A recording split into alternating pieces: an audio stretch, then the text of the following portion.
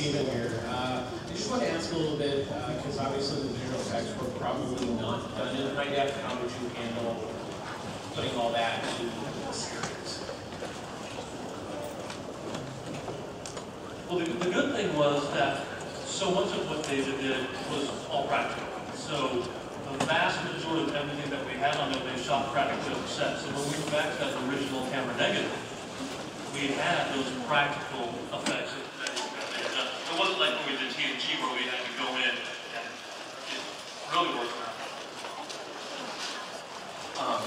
Congratulations, this looks really great. I bought the gold box and it's a great collection. Thank you. I was curious, I watched it recently with my daughter. We watched most on Netflix, so we didn't have to deal with the discs. So what we see on Netflix, this is all completely new as far as resolution. Can you tell me what the difference is? Did you go through, and so what we see on Netflix is not HD, or so this is all new compared to what we can see, right? Well, you know, there's a number of answers to your question. Now, I mean, you're speaking to just the television series. Yes, so yes. Because the rest isn't on.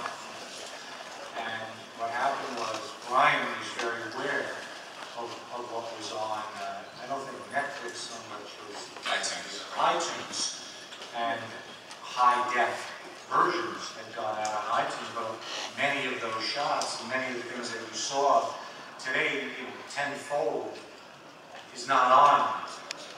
I mean, that's the same quality as what was on in the gold box. What we have here today, and in this Blu-ray box, is far superior to the Twin Peaks series that's been on Netflix.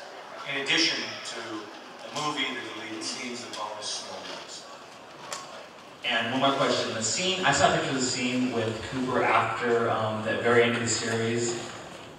Is there a lot of material like that, or? Some.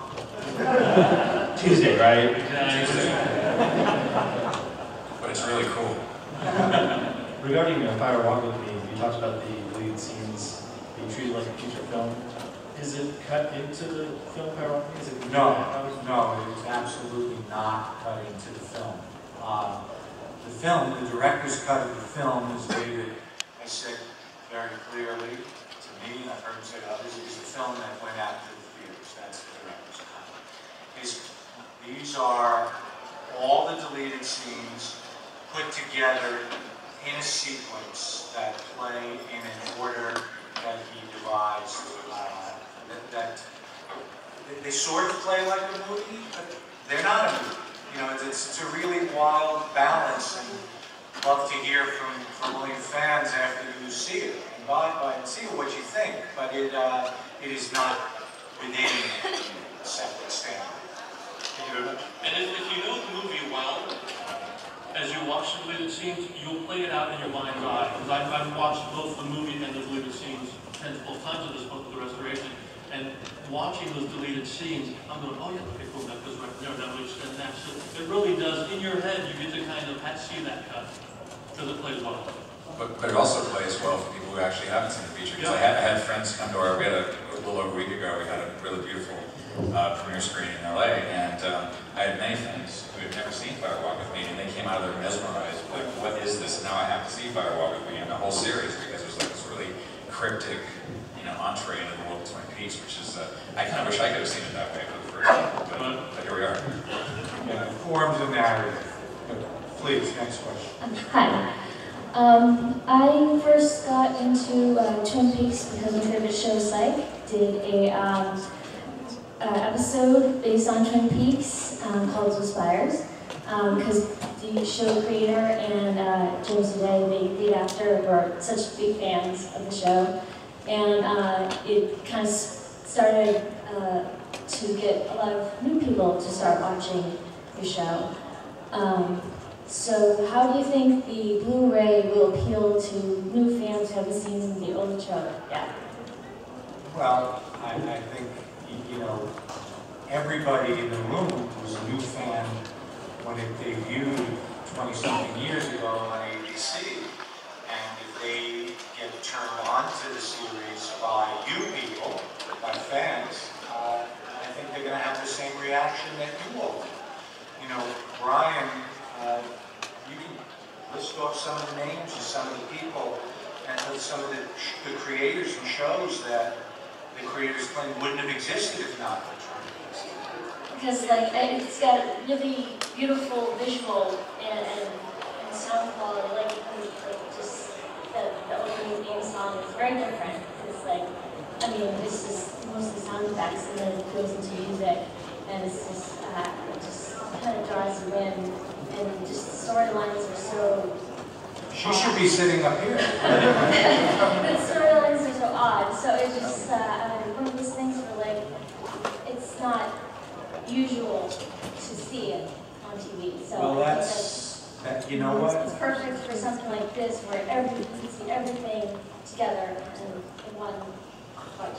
Thank you. And for some, listen, for a show to be 25 years old, but to be timeless, takes a remarkable creation. And that's why there were few of them. There's only a few of them. And this is one. And I think it's very relevant and holds up and plays as beautifully today as it did then. And I think a lot of you, just tell your friends that didn't see it. Here's the best way for them to see it. Netflix. No.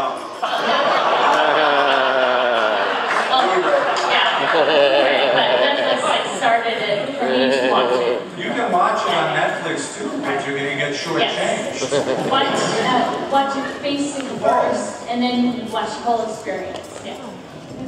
Thank you. Hi guys, thanks for coming out.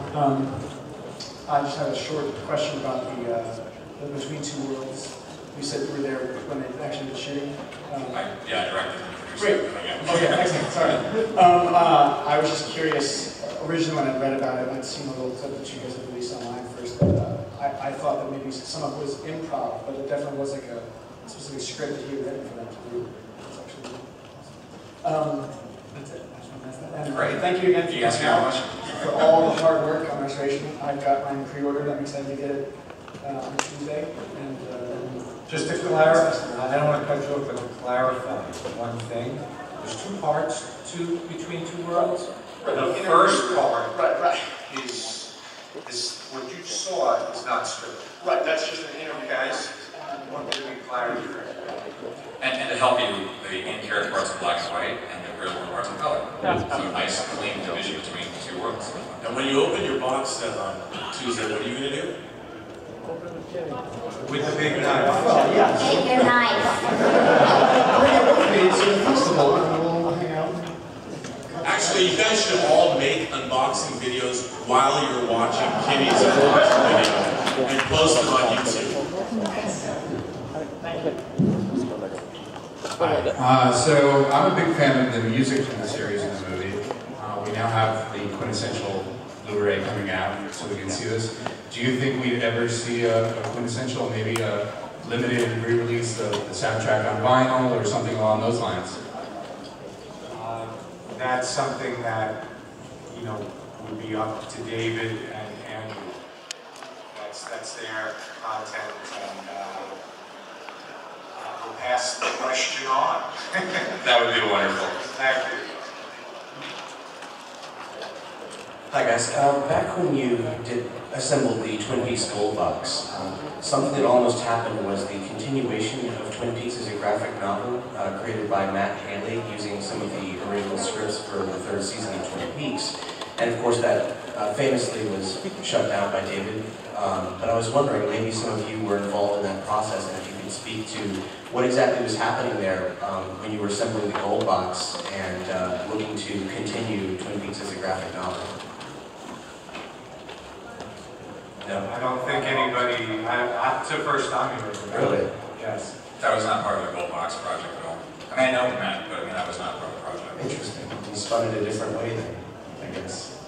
Well, that clears that up. Thank you very much. Hello. Thank you very much for bringing us new and unseen Twin Peaks footage. I think it's, for long-time Twin Peaks fans, it's something that we've all been waiting for a very long time.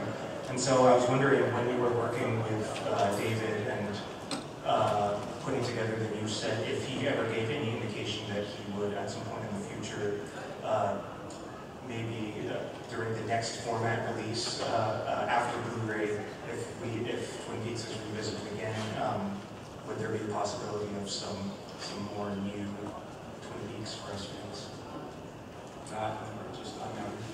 Not that I know. This is it. This is it. Yes. Thank you very much. Oh, you're very welcome. Thank you.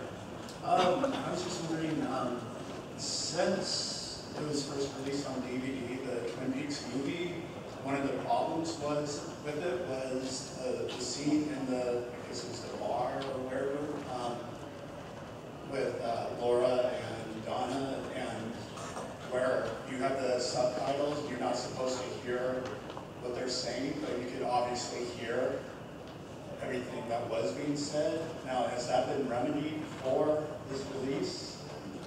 Absolutely. And It sounds beautiful now. It's perfect. you won't be able to hear it.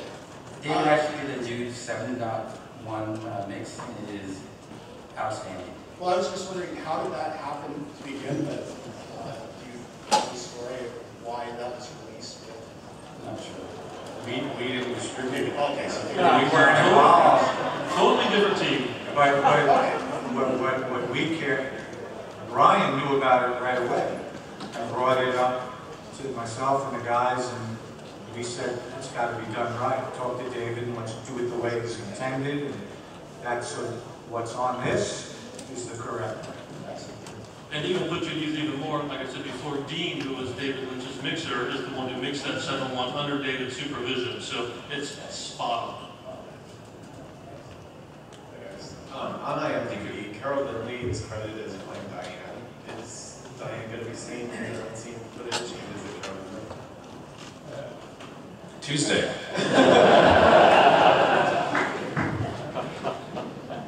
I had a question regarding surprises that came up through the process of things being restored and remastered for all of you, for the various different phases that you all worked on this or experienced it in Kimmy's case.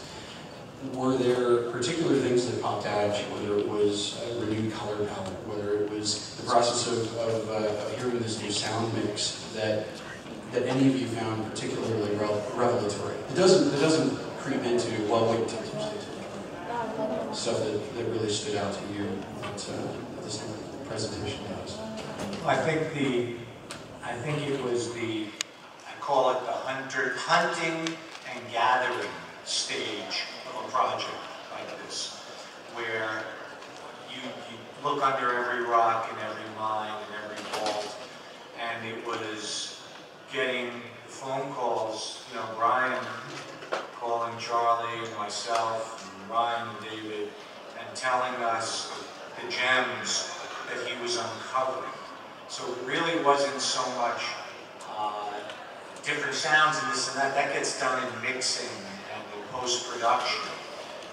It was really finding it's kind of like exactly. I was about to say like an archaeological dig where, oh my God, here's another artifact. Oh my God, we found this. And so those calls and emails and texts were coming in, and it was like there were these hallelujah moments throughout. Well, I want to thank our panel, and I thank all of you guys for coming, and I hope you all on Twin Peaks Tuesday celebrate our Kimmy.